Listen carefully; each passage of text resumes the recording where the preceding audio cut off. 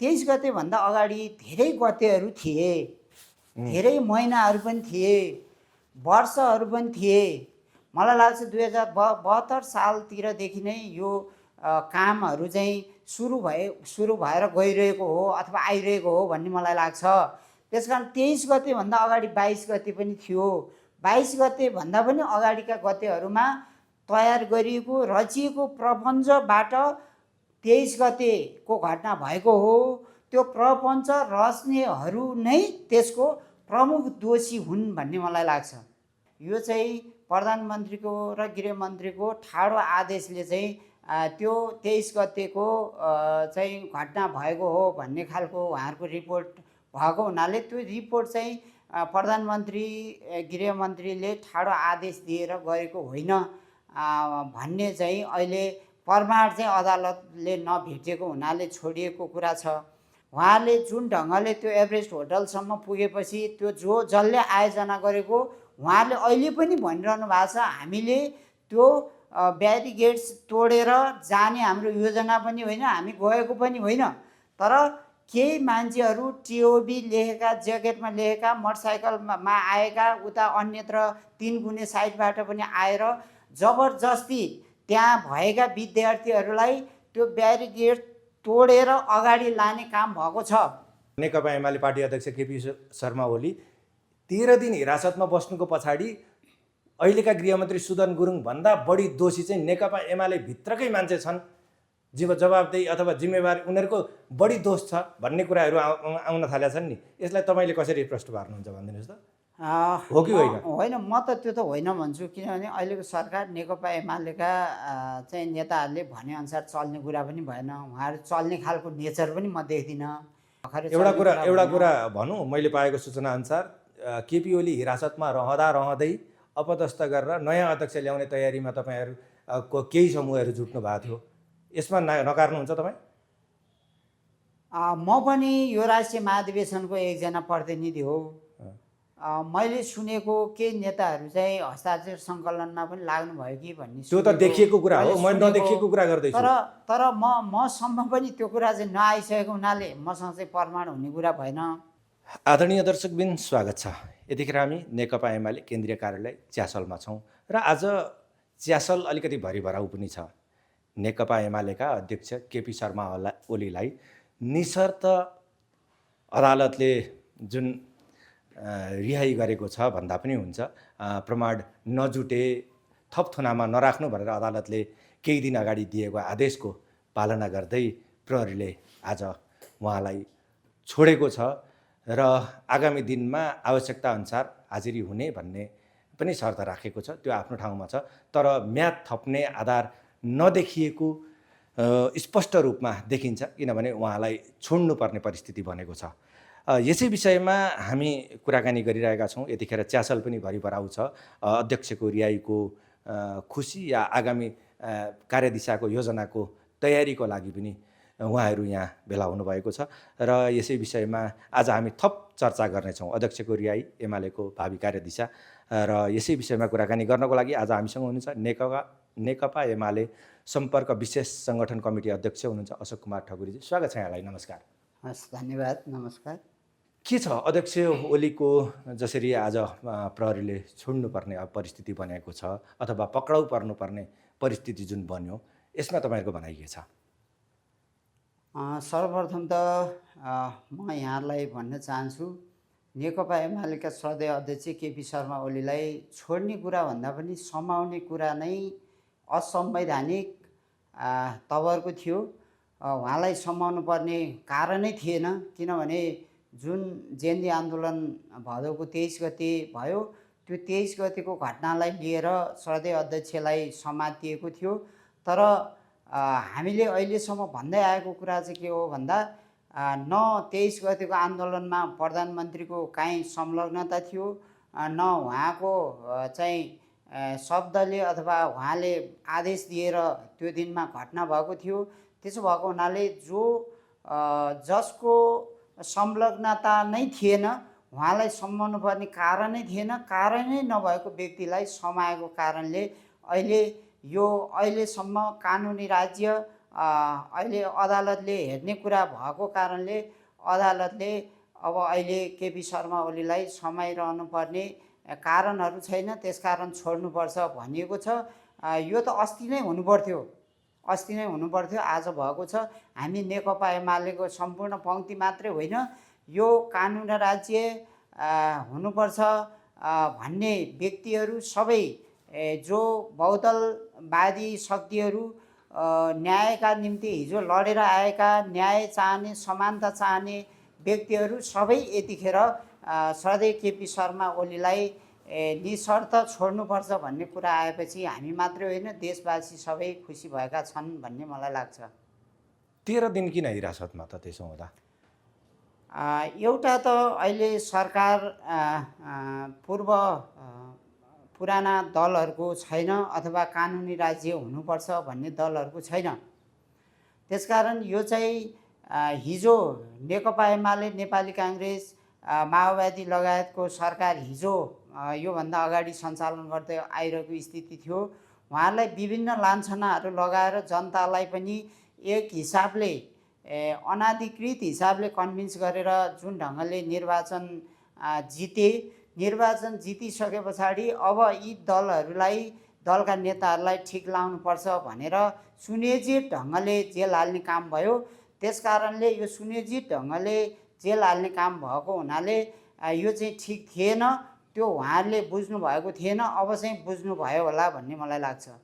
संलग्नता थिएन भन्नुभयो, जवाफदेहिता पनि थिएन, त्यो भन्न मिल्यो?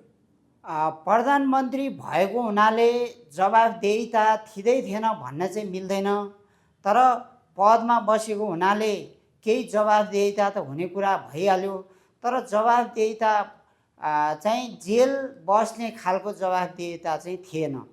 मैले आदेश दिएको होइन भन्दा पन्सिन सक्ने ठाउँ हुन्छ एउटा राष्ट्रको प्रमुख अथवा प्रधानमन्त्री कार्यकारी भूमिकाको व्यक्तिले? चाहे केपी ओली अब तपाईँहरूको पार्टी अध्यक्ष हुनुहोला, चाहे उहाँ होस् अथवा अहिलेको सरकारका प्रधानमन्त्री बालेन शाह अथवा योभन्दा अगाडिका प्रधानमन्त्री शेरबहादुर देउवा या अरू कुनैले म भए पनि मेरो जवाबदेहितामा पर्दैन अथवा मेरो जिम्मेवारीमा पर्दैन, मैले आदेश दिएको थिइनँ भनेर उम्किन मिल्ने ठाउँ रहला? यो चाहिँ अहिलेको सरकार पक्षको अथवा गौरी बहादुर कार्की आयोगले नै यो प्रष्ट रूपमा अहिले त्यो आयोगले जुन खालको रिपोर्ट तयार गर्यो त्यसलाई सार्वजनिकरण त गरिसकेको अहिले पनि छैन, देखिँदैन।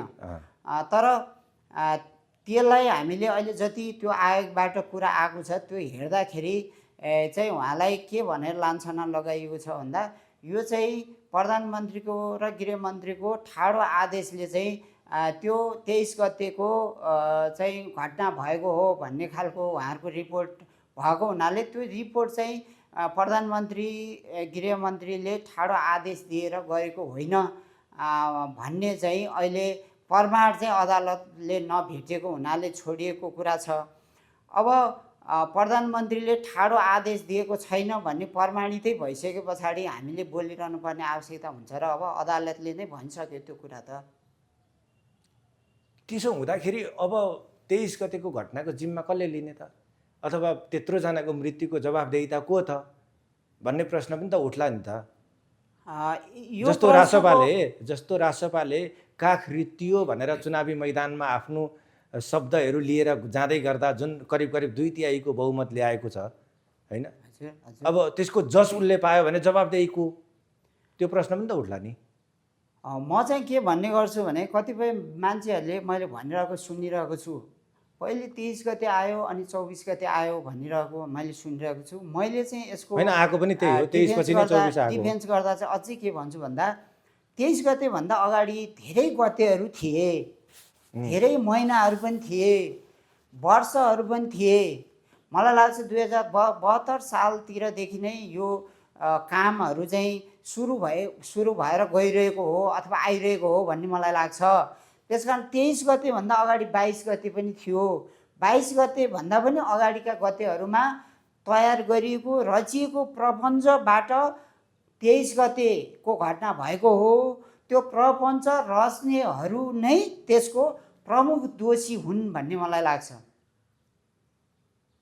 त्यसो हुँदाखेरि त सबैको कार्यकारी नेतृत्व गर्ने प्रधानमन्त्री जसले हरेक आँखाबाट हेर्नुहुन्छ, सुरक्षा निकायको आँखाबाट हेर्नुहुन्छ, सुरक्षा निकायमा पनि विभिन्न छन्, जस्तो प्रहरी बल, त्यसै गरी सशस्त्र सेना, होइन, अनुसन्धान विभाग, यी आँखाबाट प्रधानमन्त्रीले हेर्नुहुन्छ। 72 सालदेखिको त्यो राज्यप्रतिको चलखेल हेर्न सक्नु भएन त प्रधानमन्त्रीहरूले? कैयौँ प्रधानमन्त्री आउनुभयो, एकजना मात्रै आउनु भएन होला, उहाँहरूले हेर्न सक्नु भएन त?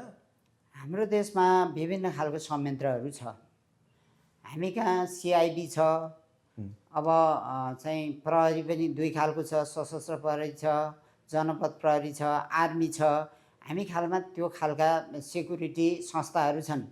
ती संस्थाहरूको काम चाहिँ देशमा सुशासन कायम गर्ने नेतृत्व चाहिँ सरकारले गरे पनि त्यो चाहिँ संयन्त्र ती चाहिँ सुरक्षाकर्मीहरूले गर्ने कुरा हो। हामी कहाँ त्यो सुरक्षाकर्मीहरूले चाहिँ दिएको सूचना अनुसार गृहमन्त्री प्रधानमन्त्रीहरू चल्ने कुरा हो, मन्त्री परिषद चल्ने कुरा हो। मलाई लाग्छ अहिलेसम्म जुन यो 23 गतेको हामीले घटना हेऱ्यौँ, 24 गतेको घटना हेऱ्यौँ, यो चाहिँ सुरक्षाकर्मीहरूले प्रधानमन्त्रीलाई समयमा नै त्यो जानकारी नगराइएको हामी बुझ्दछौँ।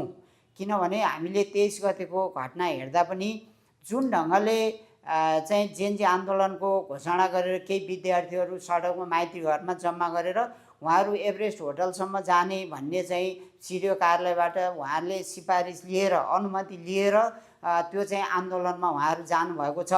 तर उहाँहरूले जुन ढङ्गले त्यो एभरेस्ट होटलसम्म पुगेपछि त्यो जसले आयोजना गरेको उहाँहरूले अहिले पनि भनिरहनु भएको छ, हामीले त्यो ब्यारिकेड्स तोडेर जाने हाम्रो योजना पनि होइन, हामी गएको पनि होइन। तर केही मान्छेहरू टिओबी लेखेका, ज्याकेटमा लेखेका, मोटरसाइकलमा आएका, उता अन्यत्र 3 गुणे साइडबाट पनि आएर जबरजस्ती त्यहाँ भएका विद्यार्थीहरूलाई त्यो ब्यारिकेड तोडेर अगाडि लाने काम भएको छ। त्यो लाने काम कसले गरायो? त्यो सरकारले त गराएन। त्यसकारण त्यो कमजोरी त त्यो पक्षको छ नि त।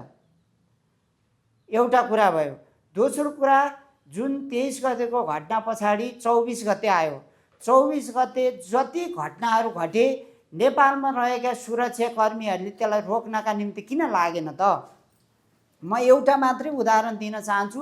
जतिखेर अन्तर्राष्ट्रिय सभा भवन जल्दै थियो, जतिखेर सिंहदरबार जल्दै थियो, सिंहदरबार पनि जल्यो, अन्तर्राष्ट्रिय सभा भवन पनि जल्यो। त्यो जलिसकेपछि मात्रै राष्ट्रपति भवन जलाउन गएका छन्।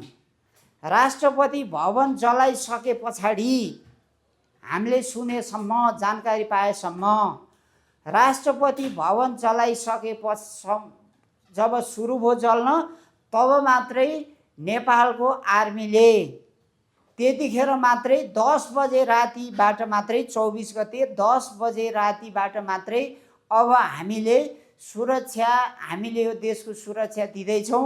अब चाहिँ सबै आन्दोलनकारीहरूलाई चाहिँ अब चाहिँ फर्कनका निम्ति उहाँहरूले आह्वान गर्नुभएको छ र अब हामी सुरक्षा गर्छौँ भन्नुभएको छ। ती सुरक्षाकर्मीहरू 14 गते बिहानदेखि कहाँ जानुभयो? अन्तर्राष्ट्रिय सभा भवन जलाउँदै गर्दा कहाँ जानुभयो? सिंहदरबार जलाउँदै गर्दा कहाँ जानुभयो? जहाँ सिंहदरबार भित्रै 5000 भन्दा बढी आर्मीहरू बसिरहनु भएको छ। त्यसो भन्दै गर्दा तपाईँहरूकै संसदीय दलको नेताले बोलेको शब्दलाई चाहिँ किन चाहिँ स्पष्टीकरण दिनु पर्यो त नेकपा एमाले? सुरक्षाकर्मीलाई दोष लगाइरहेको तपाईँका जुन संसदीय दलका नेता हुनुहुन्छ रामबहादुर थापा बादल, उहाँको भनाइलाई चाहिँ किन स्पष्टीकरण दिनु पर्यो त? नदिएको भए हुन्थ्यो नि। अब यो संसदीय दलको नेता रामबहादुर थापा बादल बन्नुभयो।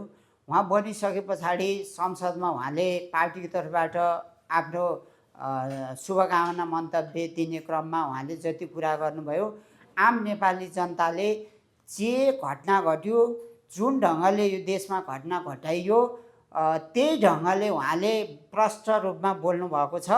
ती बोलेको कुरालाई पार्टीको सचिवालयको बैठक बसिसके पछाडि हाम्रो संसदीय दलको नेताले स्पष्टीकरण दिनुभयो भन्ने कुरा आएको छैन।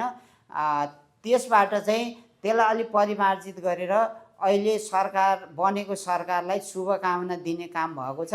यो चाहिँ जुन स्पष्टीकरणको कुरा चाहिँ केही नेताहरूले चाहिँ फेसबुक मार्फत चाहिँ यो ठिक भएन कि भन्ने ढङ्गले सुझाव दिने ढङ्गले लेख्नु भएको छ।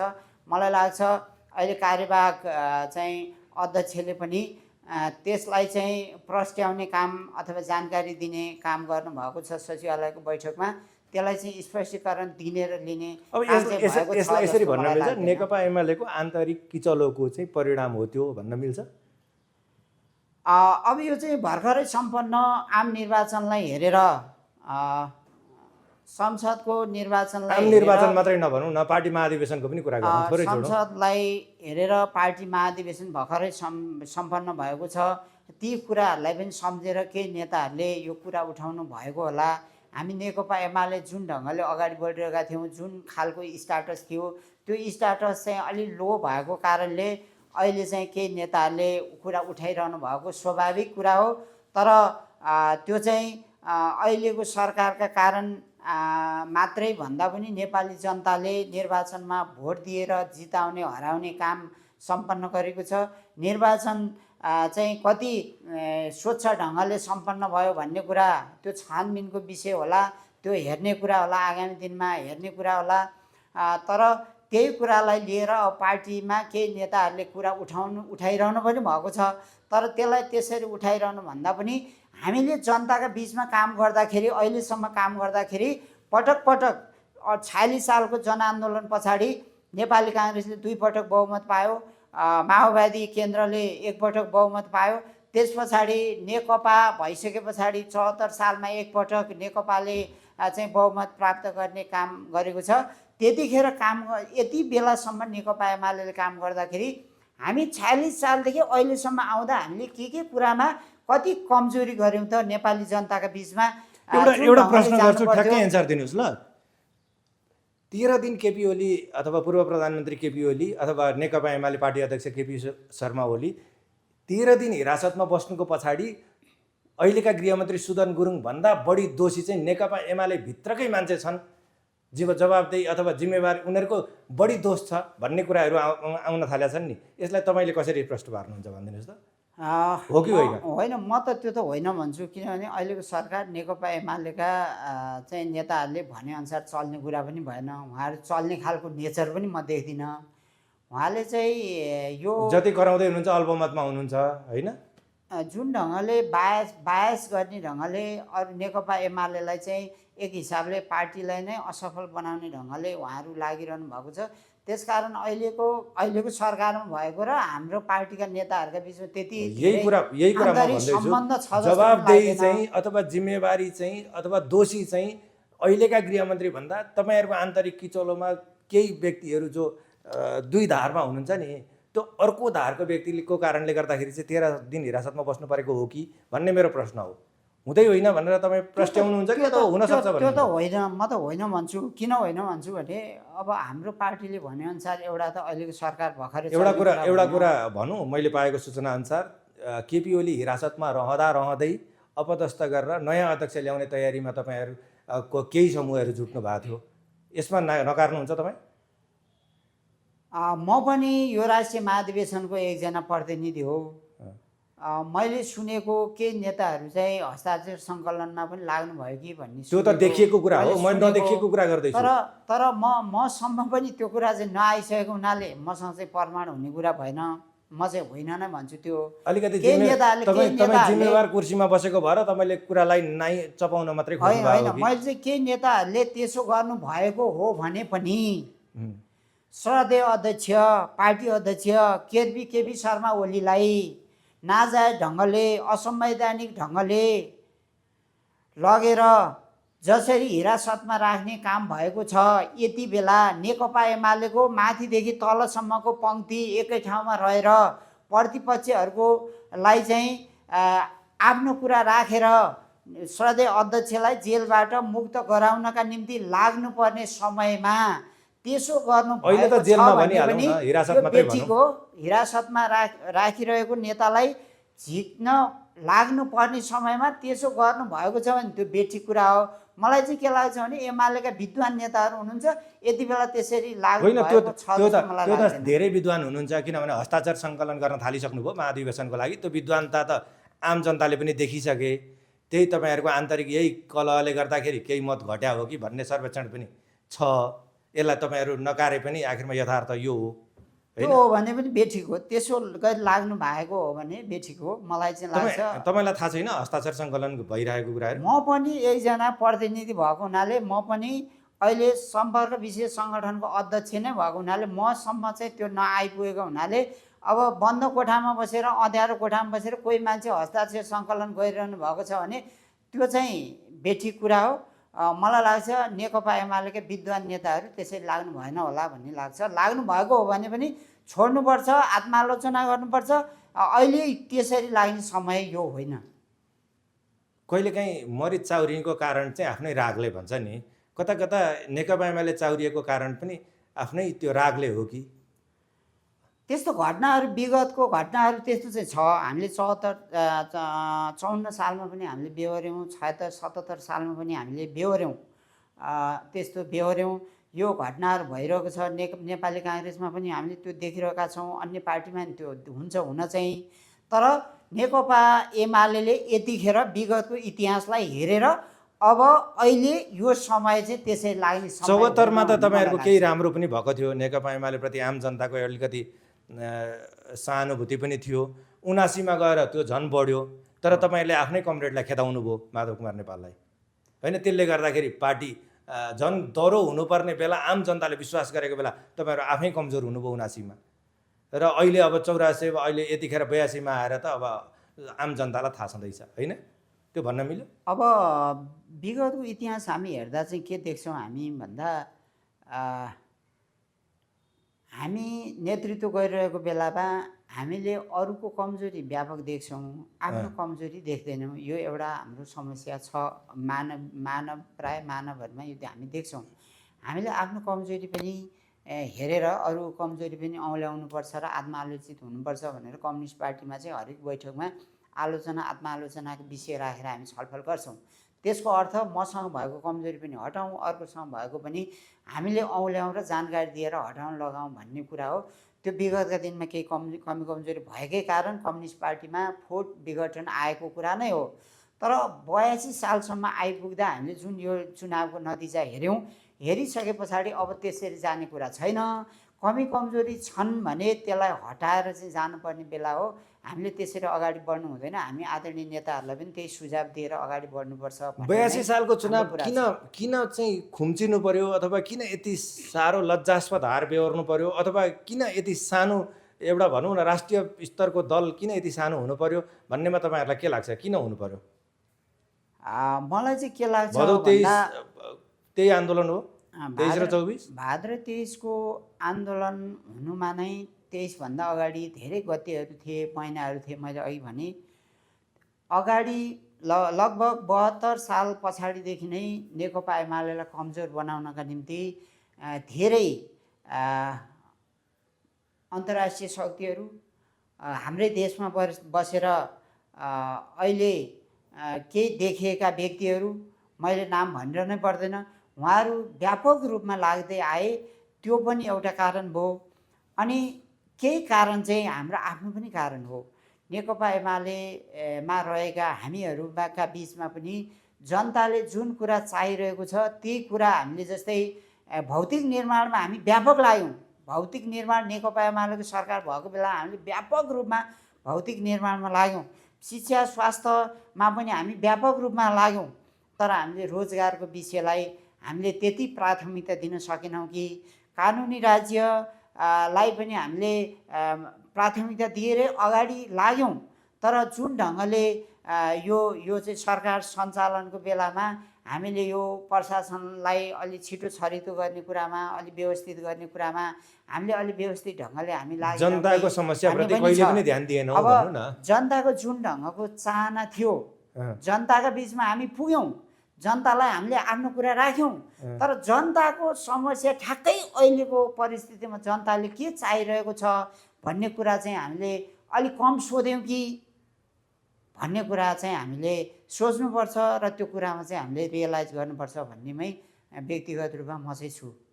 कहिलेकाहीँ अघि मैले मरिचको पनि उदाहरण दिएको थिएँ, होइन? त्यसलाई म अलिकति इलाबोरेट गरिदिन्छु, होइन?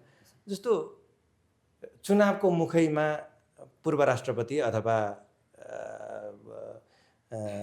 नेकपा एमालेबाटै सङ्गठनबाटै तपाईँको राष्ट्रपति बनाइएकी विद्यादेवी भण्डारीलाई फेरि नेकपामा आउन रोक्नु, नेकपा एमालेमा आउन रोक्नु, त्यसले पनि तपाईँहरूलाई चुनावको हारको बीजारोपण गर्यो कि?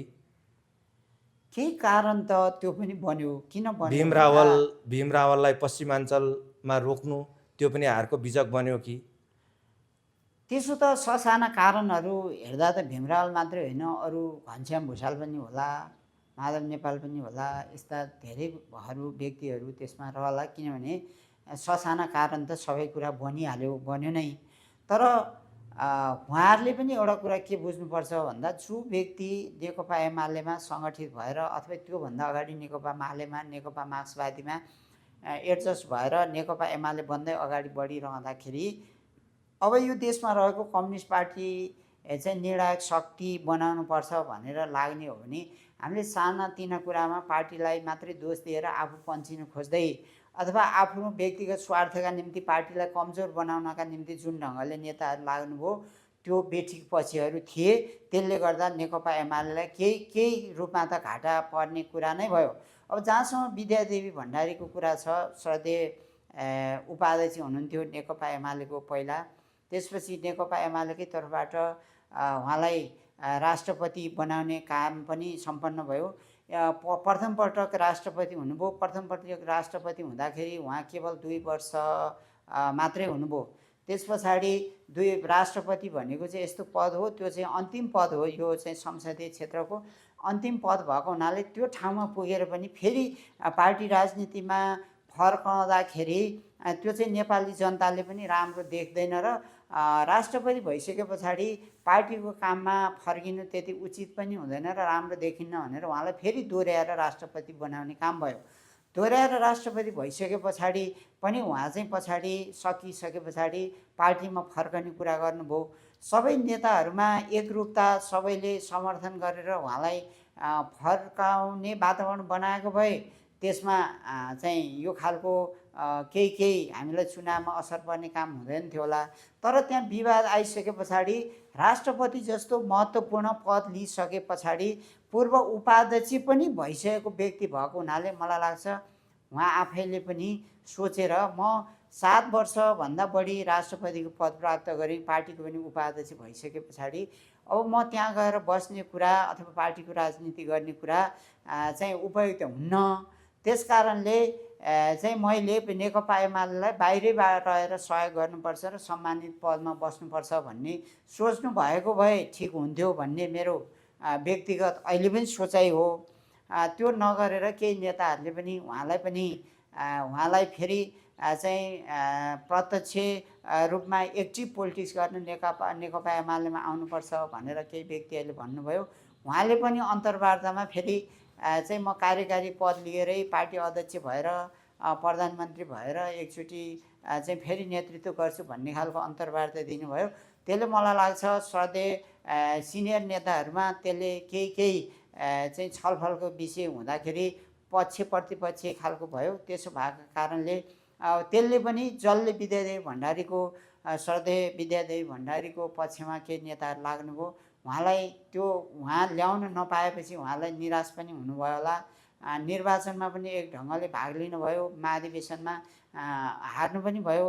त्यो हार्नु भएपछि त्यस पछाडि लाग्ने केही नेताहरू चाहिँ नेकपा एमाले को विपक्षमा त लाग्नुभयो म भन्दिनँ, तर एक्टिभली नेकपा एमालेलाई जिताउन निर्वाचनमा लाग्नु भएन कि भन्ने कुराले हजुरले भन्नुभएको कुरामा त्यसमा चाहिँ केही होइन। म सिधै भनिदिन्छु, ईश्वर पोखरेलज्यूलाई तपाईँले इङ्गित गर्नुभयो र अब पार्टी अध्यक्ष चाहिँ केही दिनपछि सायद अस्पतालमै रहनुहुन्छ केही दिन, त्यसपछि आएर पार्टी कार्यालयमा आइसकेपछि अथवा एउटा छलफलपछि ईश्वर पोखरेललाई कारबाही हुँदैछ, यो सत्य हो? यो कुरा चाहिँ जुन कुरा म चाहिँ के भौतिकवादी पनि भएको हुनाले जुन कुरा म आफैले सुन्दिनँ, जुन कुरा म आँखाले देख्दिनँ, सुनेको भरमै कुराको भरमा म चाहिँ यो पत्याउँदिनँ। किनभने ईश्वर कमरेडलाई अहिले पार्टीले मलाई विश्वास लाग्दैन। मलाई अहिले तपाईँको पार्टी अध्यक्षले नि भन्नुभएको छ नि, कतिपय कुरा देखेको र सुनेको भन्दा पनि फरक हुन्छ है भनेर त भन्नुभएको छ त कतिपय ठाउँमा। त्यो कसैले सुनियोजित हल्ला आफू गर्नुभयो कि भन्ने मलाई लाग्छ यो। उहाँ हिरासतमै रहँदाखेरि उहाँलाई हटाउने तयारी गर्नेहरूलाई उहाँलाई आएपछि गर्नुहुन्न होला त अध्यक्षज्यूले? अलिकति इगो पनि राख्नुहुन्छ नि अध्यक्षज्यू त, अलिक पुरानो लामो समयको पनि रिस चाहिँ राखिराख्नुहुन्छ अनि पछाडि हान्नुहुन्छ भन्ने पनि कुराहरू आउँछन् कहिलेकाहीँ त। अब विगतको केही घटनालाई हेर्दाखेरि गेस गरेर पनि भन्नुभएको होला, तर अहिले चाहिँ निर्वाचन भर्खर सम्पन्न भएको छ, निर्वाचनको समीक्षा पनि गरिसकेको छैन। निर्वाचनको समीक्षा गरिसके पछाडि एक खालको चाहिँ विषयवस्तु आउँछ होला। त्यो विषयवस्तु आइसके पछाडि नेकपा एमाले अब चाहिँ कार्यनीतिका हिसाबले अब जुन खालको हाम्रो कार्यनीति छ त्यसलाई व्यवस्थित ढङ्गले हरेक नेतृत्व तह पनि व्यवस्थित ढङ्गले जनताको बिचमा जाने कुरा, विचारलाई अगाडि लिएर जाने कुरा, नेकपा एमालेलाई व्यवस्थित गर्ने कुरामा पुनर्विचार गर्नुपर्ने कुरा चाहिँ हुनसक्छ। तर फलानलाई कारबाही गरेर यो चाहिँ एमाले एकदम ठुलो हुन्छ, राम्रो हुन्छ भन्ने कुरा चाहिँ अहिले बैठकै नबसिकन जुन पहिलो बैठकै निर्वाचन पछाडिको बसिया छैन, त्यो कुरा चाहिँ मलाई त्यति सत्य लाग्दैन। तपाईँहरू अलिकति खुसी पनि हुनुहुन्छ होला है, किनभने कार्की आयोगले दोषी करार गरिदियो, फौजदारी अभियोगमा मुद्दा चलाउनुपर्छ भनिदियो, सुदन गुरुङले हतार गृहमन्त्री सुदन गुरुङले हतार पक्राउ गर्नुभयो र अदालतले कति वर्षसम्म लाग्ने दाग अथवा मरणोपरान्त लाग्ने दाग पनि तपाईँको अध्यक्षको टाउकोबाट हटाइदियो क्या। तपाईँहरू आज त धेरै खुसी हुनुपर्ने है। मलाई चाहिँ के लाग्छ भने जुन कुरा जसको टाउकोमा थोपर्नै पर्ने थिएन त्यो चाहिँ असंवैधानिक आयोग भन्छौँ हामी गौरी आयोगलाई चाहिँ, गौरीबहादुर कार्कीको आयोगलाई चाहिँ, जसले 23 गतेको घटना हुँदाहुँदै 24 गतेको घटना हुँदाहुँदै फलान नेतालाई यसो गर्नुपर्छ, फलानलाई यसो गर्नुपर्छ भनेर हिँडिरहेका व्यक्तिलाई नै सम्बन्धित व्यक्तिहरूलाई कारबाही गराउनका निम्ति बनाइएको आयोग, जसलाई हामीले सुनियोजित तयार गरिएको आयोग भन्छौँ, त्यो आयोग नै अब असंवैधानिक छ। त्यो असंवैधानिक आयोगले गरेको निर्णय नै हामी आधिकारिक मान्दैनौँ। त्यसकारण हामीले खुसी हुनुपर्ने कुरै छैन। हामी त यो मानेमा दुखित छौँ। अब कति वर्ष लाग्थ्यो होला अथवा अदालती प्रक्रियामा लामो लाग्थ्यो होला, त्यसले गर्दाखेरि केही प्रमाण भेटिँदो रहन्छ, त्यसै हालेर रहेछ भन्ने एउटा तपाईँहरूलाई प्लस पोइन्ट चाहिँ भयो। हामी चाहिँ के भन्छौँ भन्दा अहिले जुन ढङ्गले बाहिर हल्ला मचाइरहेको थिए, व्यक्तिहरूले कुरा गरिरहेको थिए, त्यो कुरा काटेको आधारमा चाहिँ हजुरले भने जस्तै भन्न सकिन्छ। यो चुनाव अघि भइदिएको भए तपाईँहरूलाई अझ फाइदा हुन्थ्यो है। हामीले त्यसो चुनाव अगाडि पछाडिको कुरा भएन। अहिले पनि केपी कमरेडलाई सधैँ अध्यक्षलाई जुन ढङ्गले लाने काम भयो त्यो नै अझै समय भएको थिएन। तर तपाईँको त सचिवज्यूलाई पनि पक्रिने भन्ने पूर्ण तयारी थियो, अदालतले रोकिदियो। अदालतले त चाहिँ प्रमाणको आधारमा डिसिजन गर्ने होला नि। त्यही त, नभए त पक्राउ गर्ने त तयारी नै भइसकेको थियो त। तपाईँको सचिवज्यू त करिब 1-2-4 घन्टा त सम्पर्कविहीन पनि हुनुभयो। अहिलेको सरकारले कसलाई समाउँछ, कसलाई समाउँदैन, कसलाई जेल लाग्छ, कसलाई लाग्दैन, कसलाई चाहिँ विभिन्न खालको आरोप लाउँछ, कसलाई लाउँदैन भन्ने कुरा नै निश्चित छैन। किनभने यो चाहिँ जुन ढङ्गले बायस ढङ्गले चलिरहेको छ, त्यसकारण यसको त केही पनि कन्फर्म छैन। कन्फर्म नभएको शक्तिले के गर्छ भन्नै सकिँदैन। तर जसलाई गर्न खोजिएको छ उहाँहरूलाई चाहिँ बिना प्रमाण गरिरहेको हुनाले त्यो त अदालतमा जान्छ, अदालतले त त्यसलाई त सफाइ दिनै पर्यो। अहिले भइरहेको त्यही कुरा न हो। भनेपछि यतिखेर डर नेकपा एमालेको पङ्क्तिमा अझै पनि छ? शुक्रबार आयो कि स्विच अफ गरेर बस्नुपर्ने अवस्था? नेकपा एमालेलाई मात्रै होइन, आम नेपाली जनता, हुन त नेपाली काङ्ग्रेसका अध्यक्ष तथा उहाँकी श्रीमतीलाई पनि होइन, पूर्व परराष्ट्र मन्त्रीलाई पनि पक्राउ पुर्जी जारी भयो, इन्टरपोल मार्फत अब ल्याउने भन्ने तयारी पनि गरिरहेको छ, जसले चाहिँ हिजो सहानुभूति पाएको थियो, अब उहाँलाई नै ल्याउने तयारी गरिरहेको छ। यस विषयमा हामी के भन्छौँ भन्दा जसले बेठिक काम गर्नुभएको छ, जसलाई पुलिसले समाउनु पर्ने छ, त्यसलाई हामीले नसमाउनुहोस् भन्नै मिल्दैन, त्यो भन्नै हुँदैन। किनभने हामी कानुनी राज्यको वकालत गर्ने पार्टी नेकपा एमालेको कर्मठ कार्यकर्ता भएको हुनाले जसलाई पनि समाउन सक्छ। तर हाम्रो भनाइ यति मात्रै हो, प्रमाण जुटाएर प्रमाण एक हिसाबले प्रमाणित हुने गरी मात्रै समायो भने सरकार पनि अलि बलियो हुन्थ्यो, अलि बुझेकै रहेछ, बुझेकै मान्छे मन्त्री बनेको रहेछ भन्ने होस् भन्ने चाहिँ हामी भन्न चाहन्छौँ। त्यही त तपाईँहरू अब यत्रो वर्ष शासनमा हुनुहुन्थ्यो, सत्तामा हुनुहुन्थ्यो, कानुन बनाइदिनु भएन नि त। त्यो खालको कानुन बनाइदिएको भए त आज त्यही अनुसारले गर्थ्यो होला त अहिलेको सरकारले पनि। अहिलेको सरकार जम्मै कानुनसम्म ढङ्गले चलेको छ र? छैन नि। कानुनसँग ढङ्गले चलेको भए त गौरीबहादुर कार्की आयोगले पहिला प्रतिवेदन पेस गर्थ्यो, प्रतिवेदन चाहिँ संसदमा लगाएर छलफल गर्थ्यो, त्यो छलफल गरिसके पछाडि बल्ल अब समाउने भने पछाडि बल्ल समाउने काम हुन्थ्यो। अहिलेको सरकार त धेरै प्रतिवेदनै दह्रो छ बाहिर नि। आएको छैन। अहिलेको सरकार त धेरै दह्रो भएको छ नि। किन भन्नुहुन्छ भने नि, जस्तो आइजीले चाहिँ अदालतलाई नै भन्नुभयो हाम्रो अनुसन्धानको दायराभित्र नआउनुहोस् भनेर, हामीलाई अनुसन्धान गर्न दिनुहोस् भनेर भन्नुभयो अदालतलाई पत्र पठाउँदाखेरि, होइन? उहाँहरूले आफ्नो ढङ्गले भन्नुभएको होला। अहिले चाहिँ म के भन्न चाहन्छु भन्दा प्रहरी प्रशासन नै अहिले एक हिसाबले हिजोको 24 गतेको घटना पछाडि प्रहरीहरू नै मलाई लाग्छ उहाँहरू स्फूर्त ढङ्गले एकदम आँट भरोसाले अगाडि बढ्न सकेको छ जस्तो मलाई लाग्दैन। अहिले उहाँहरू एक हिसाबले सरकारबाट अलि सहानुभूति बटुल्ने पक्षमा मात्रै हुनुहुन्छ, डोमिनेटै हुनुहुन्छ र सरकारको पक्षबाट उहाँहरू चाहिँ हामीले केही गरिरहेछौँ है, गर्छौँ है भन्ने देखाउनका निम्ति अलि बढी लागिरहनु भएको छ कि हामीलाई लाग्छ। त्यो चाहिँ हामीले विभिन्न आन्दोलनहरूको घटनालाई पनि त्यो हेरिरहेका छौँ। जुन ढङ्गले अहिले केही नेताहरू पक्राउनु भयो त्यस पछाडिको आन्दोलनमा उहाँहरूको प्रस्तुतिकरण हेर्दा पनि त्यही प्रस्तुतिकरण चाहिँ 24 गते भइदिएको भए त्यति साह्रो चाहिँ नेपालको भौतिक सम्पदा चाहिँ भौतिक सामग्रीहरू जल्दैन थियो भन्ने हामीलाई लाग्छ। जस्तो अब यतिखेर अब सरकारले अब आफ्नै स्वदेशका उद्योगहरू फेरि पुनः सञ्चालन गर्ने र राष्ट्रलाई आवश्यक पर्ने सामग्रीहरू त्यहीँबाट उत्पादन गर्ने र प्रयोग गर्ने भन्ने खालका कुराहरू गरेका छन्।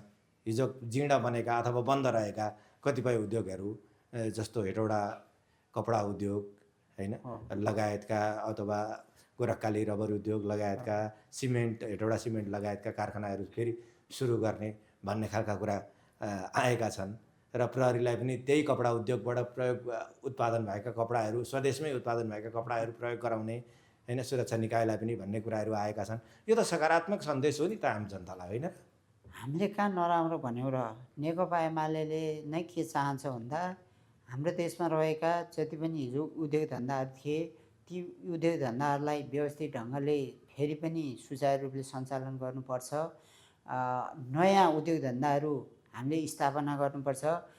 रोजगार नपाएर विदेश गएकाहरू विदेश जुन ढङ्गले गइरहेका छन्, विदेशमा भएकालाई सबै फर्काउन सकिन्छ सकिँदैन एउटा कुरा हो, किनभने यहाँभन्दा बढी फ्यासिलिटी पाएका व्यक्तिलाई हामी फर्काउँछु भन्ने भने उहाँहरू आउनु पनि हुन्न।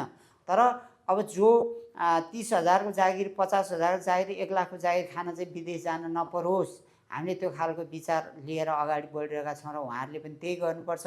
नयाँ सरकारले हामी उहाँहरूलाई जुनसुकै ढङ्गले हामी सपोर्ट गर्न तयार छौँ। त्यसमा मात्रै हाम्रो भनाइ के हो भन्दा हामीले यो देशमा जति पनि कलेजहरू छ, जति पनि स्कुलहरू छ त्यसलाई व्यवस्थित गर्नुपर्छ, जसले चाहिँ पढ्नका निम्ति भनेर विदेश जान नपरोस्।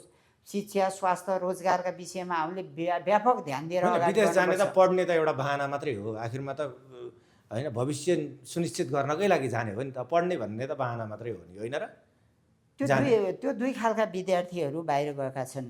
एउटा यहाँभन्दा अलि व्यवस्थित अलि राम्रो शिक्षा हासिल गर्न सकिन्छ कि भनेर पनि केही गएका छन् जो आर्थिक रूपमा यहीँ व्यवस्थित छन्।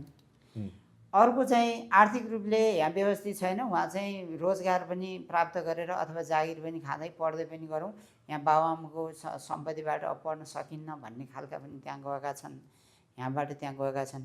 अब कतिपय चाहिँ विषयहरू जस्तै नर्सिङ गर्नका निम्ति, डक्टर गर्नका निम्ति, इन्जिनियर पढ्नका निम्ति हाम्रो देशमा चाहिँ विभिन्न सिस्टमले गर्दा यहाँ पढ्न नसकिरहेकाहरू पनि बाहिर पढ्न गएका छन्। त्यहाँ चाहिँ अलि सजिलो ढङ्गले पढ्न पाउने भएका कारणले पनि गएका छन्। उहाँहरू जो रहरले गएका छन् उहाँहरूलाई कसैले पनि रोक्न सक्दैन। जो बाध्यताले गएका छन् उहाँहरूलाई चाहिँ रोक्नुपर्छ भन्ने कुरा नै हो सरकारले। त्यसो भएको हुनाले त्यो गर्नका निम्ति उद्योग धन्दाहरू सुचारू ढङ्गले नयाँ नयाँ खोलेर सञ्चालन गर्नुपर्छ। त्यसका निम्ति त नेकपा एमाले सपोर्टरै गर्छ त, हामी तर तपाईँहरूले त राजनीतिक गर्ने थलो बनाइदिनु भयो क्या सबै उद्योग धन्दा कार्यालयलाई। त्यही भएर त जनता आक्रोशित बने त तपाईँहरूको समय हुँदाखेरि, होइन र? अब अघि पनि मैले तपाईँलाई भने हामीले भौतिक निर्माणमा व्यापक हामी लाग्यौँ, नेकपा एमाले सरकार व्यापक लाग्यो। स्वास्थ्य शिक्षामा पनि नेकपा एमाले लागेकै हो। तर रोजगार पनि धेरै व्यक्तिले प्राप्त गरेकै हो। जहाँसम्म नेपालमा जति जनशक्ति छ उहाँहरू सबैले पुग्ने गरी चाहिँ रोजगारको स्थापना गर्न नसकेकै हो। त्यो स्थापना गर्ने अब समय हो, किनभने हामीले स्वास्थ्य शिक्षा र भौतिक निर्माण चाहिँ नेकपा एमाले सरकार हुँदा व्यापक गऱ्यौँ। अब चाहिँ हामी रोजगारको विषयलाई लिएर अगाडि बढ्नु पर्थ्यो। सम्भवतः नेकपा एमाले बहुमत प्राप्त यो चुनावमा गरेको भए पनि त्यही ढङ्गले गर्ने अगाडि बढ्ने भन्ने त हाम्रो घोषणापत्रमै थियो नि। त्यसो भएको हुनाले अहिलेको सरकारले पनि जसले बहुमत प्राप्त गरेको छ उहाँहरूले पनि त्यो ढङ्गले अब अगाडि जानुपर्छ। किनभने बाँकी नै अब रोजगारको विषय नै सबभन्दा बढी विषय छ, अब अगाडि बढ्नुपर्ने विषय। योपल्ट तपाईँहरूको नि जति सदस्य हुनुहुन्छ नि, हजुर, त्यति पनि भोट आएन है? त्यो चाहिँ भन्ने कुरा हो। हाम्रो पार्टी सदस्य 6,50,000 एराउन्ड हो अहिले पार्टी सदस्य हाम्रो। अब भोट त हाम्रो प्रत्यक्षमा 17 लाख चान्चुन आयो, होइन? अब चाहिँ समानुपातिकमा हाम्रो 14 लाख चाहिँ समथिङ भोट आएको छ। त्यस भएको कारणले 6,50,000 पार्टी सदस्य हो, अनि 14 लाख 17 लाखको कुरा छ नि त। त्यस भएको कारणले यो त बाहिर प्रचार गर्ने यो हल्ला मात्रै हो। त्यसो तर जुन ढङ्गको पार्टी सदस्य थियो त्यो ढङ्गले चाहिँ व्यवस्थित ढङ्गको चाहिँ अझै भोट आएन भन्ने कुरा चाहिँ हामीले पनि त्यो चाहिँ सोचिरहेका छौँ। अलि धेरै आउनु पर्थ्यो भन्ने हामी अब के छ त तपाईँहरूको बाटो? जस्तो अब चाउरी त सक्नु भएको छ, होइन? परिस्थिति त्यही अनुसारको बन्यो, एउटा आम जनतामा एउटा आक्रोश बन्यो, होइन? एमाले प्रतिको तिक्तता अन्य दलको भन्दा बढी छ यतिखेर समाजमा, होइन? अब यसलाई उठाउनलाई चाहिँ तपाईँहरूले के तयारी गर्दै हुनुहुन्छ? अब आन्तरिक किचलोमै 5 वर्ष बिताउने हो कि अथवा के छ तयारी? अलिकति भनिदिनु न। हामीले अहिले भर्खरै निर्वाचन सकिसके पछाडि अहिले हामीले टोल कमिटीदेखि प्रदेश कमिटीसम्म अहिले हामीले समीक्षा बैठक राखेर अगाडि बढिरहेका छौँ। त्यसको अर्थ नेकपा एमाले हामीले हिजो जुन ढङ्गले चल्दै आयौँ, निर्वाचनमा हामीले जसरी गयौँ, हाम्रो बिचमा के कमी कमजोरीका कारण यो निर्वाचनमा हामीले हार बेहोर्नु पर्यो, हामीले सोचेको जस्तो मत प्राप्त गर्न सकेनौँ भन्ने कुरा हामीले तलैदेखि हामीले सुझाव लिइरहेका छौँ। अब यो सुझाव लिइसके पछाडि केन्द्रीय कमिटीको बैठक सम्पन्न हुन्छ। केन्द्रीय कमिटीको बैठकमा हामीले त्यो तलबाट आएको सुझावहरू यस्तो यस्तो आएको छ भनेर हामीले पेस गर्छौँ र हामीले व्यक्तिगत सुझावहरू पनि हामी दिन्छौँ। त्यसबाट हामीले एउटा निर्णय गरेर अगाडि बढ्छौँ। अब मैले तपाईँलाई अहिले यतिखेर केन्द्रीय कमिटीको बैठक नहुँदै गर्दा मैले के भन्न चाहन्छु भन्दा, आम रूपमा नेपाली जनताले अब के चाहेको रहेछ त यतिखेर 82 सालमा आइपुग्दा? हामीले 51 सालको कुरा गऱ्यौँ, हामीले 62-63 कुरा गऱ्यौँ, 72 सालमा संविधान निर्माण गरेका कुरा गऱ्यौँ, हामीले भत्ताको कुरा गऱ्यौँ, हामीले भौतिक निर्माणका कुरा गऱ्यौँ, आगामी दिनमा हामीले रोजगारका कुरा गऱ्यौँ। तर अहिले तत्काल नेपाली जनताले के चाहिरहेको रहेछ त भन्ने कुरा हामीले यो समीक्षामा आउँछ र ती समीक्षालाई हामी माथि लगेर पेस गर्छौँ। तर म के भन्न चाहन्छु भन्दा, हामीले जनताका बिचमा गएर काम गर्दै गर्दा, हामीले स्थानीय तहमा काम गर्दै गर्दा, सरकार सञ्चालन गर्दै गर्दा, पार्टीको जिम्मेवारी ठाउँमा रहेर काम गर्दै गर्दा हामीले के कमजोरी गरेका छौँ त भन्ने कुरा हामीले कतिपय कुराहरू हामीले रियलाइज पनि गरेका छौँ। तर त्यो भन्दै गर्दा नि जस्तो तपाईँहरूले त केन्द्रीय नेताहरूलाई चाहिँ एकै ठाउँमा राखेर जनस्तरबाट गाउँ स्तरबाट आएका सुझावहरूलाई हामी मनन गर्छौँ भनेर एउटा बाचापत्रमा हस्ताक्षर गराउनु पर्ने हुन्छ। मान्दिनुहुन्न, के गर्नु? अब आदरणीय नेताहरू जुन ढङ्गले विगत 14 वर्ष जेल बस्नुभएको, 3 वर्ष 4 वर्ष जेल बस्नुभएको, निरन्तर लामो समयदेखि काम गर्दै आउनुभएका नेता आदरणीय नेता कमरेडहरू हाम्रो पार्टीमा हुनुहुन्छ। उहाँहरूले बुझ्नु भएको छ, अब हिजो बुझ्नु भएको छैन भने पनि अहिले बुझ्नु भएको छ। त्यसकारण हामीसँग अब दुईटै उपाय छ। नेपाली जनताले चाहेको जसरी, नेपाली जनताले जुन ढङ्ग जे चाहनु भएको छ, हाम्रो देशमा जे आवश्यकता छ, कम्युनिस्ट पार्टीले एउटा राष्ट्रियताको सवालमा हामीले हेर्नुपर्छ, अर्को सार्वभौम सत्ताको सवालमा हामीले हेर्नुपर्छ, अर्को वर्गलाई हामीले हेर्नुपर्छ। हाम्रो देशमा रहेको गरिब दुखी जनतालाई हामीले हेर्नुपर्छ सबैभन्दा बढी। हामीले त्यसमा हामीले ध्यान दिएर अब अगाडि बढ्नु पर्दछ। हिजो पनि अगाडि बढेको, तर हिजो विभिन्न खालका खाल्टाखुल्टी थिए, ती पुर्दै हामी यहाँसम्म आइपुग्यौँ। नेपालमा व्यापक हामीले भौतिक परिवर्तन गऱ्यौँ। अब नेपाली जनताले के चाहन्छ त अब आगामी दिनमा भन्ने कुरा बुझेर हामी अगाडि बढ्नुपर्छ। मलाई लाग्छ आदरणीय सम्माननीय नेताहरू पनि त्यो ढङ्गले अगाडि बढ्नुहुन्छ। हामी हाम्रो तह र तल्लो तहको जो वडा सदस्य, निर्वाचित वडा सदस्य, पार्टी वडा सदस्य हुनुहुन्छ, पार्टी सङ्गठित सदस्य हुनुहुन्छ, उहाँदेखि हामी जे हामी हाम्रा बिचमा कमी कमजोरी छ त्यसलाई सुधारेर हामी अगाडि बढ्छौँ। वचनबद्धता पनि प्रतिबद्धता पनि म यही तपाईँको न्युज मार्फत जाहेर गर्न चाहन्छु। हस्, यहाँलाई धेरै धेरै धन्यवाद अगाडि बढ्छौँ। महत्त्वपूर्ण समयको लागि। धन्यवाद, नमस्कार।